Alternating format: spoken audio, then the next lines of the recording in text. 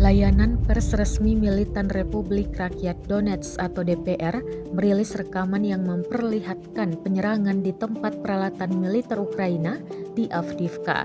Rekamannya diunggah di Telegram pada Rabu 8 Maret 2023. Belakangan diketahui tempat yang dibombardir tersebut adalah gudang peralatan militer Ukraina yang disamarkan atau disembunyikan.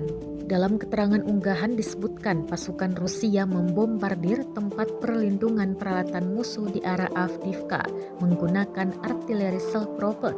Akibat serangan udara yang tepat dari pasukan Rusia, tempat perlindungan peralatan militer Ukraina terkena serangan. Dikabarkan 3 tunggangan artileri self-propelled, 3 tank, 3 kendaraan tempur infanteri, dan 6 kendaraan hancur. Rusia melakukan invasi ke Ukraina sudah berjalan selama 1 tahun lamanya. Banyak dampak yang ditimbulkan selama ketegangan berlangsung.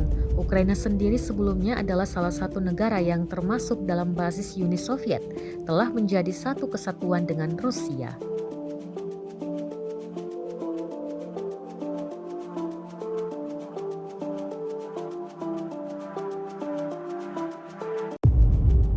Rusia melaporkan secara total 398 pesawat Ukraina, 217 helikopter, 3.361 kendaraan udara tak berawak, 410 sistem rudal anti pesawat dieliminir sejak awal operasi khusus. Dari kubu Kiev, Kementerian Pertahanan Ukraina melaporkan 700 tentara Rusia dieliminir dalam 24 jam terakhir.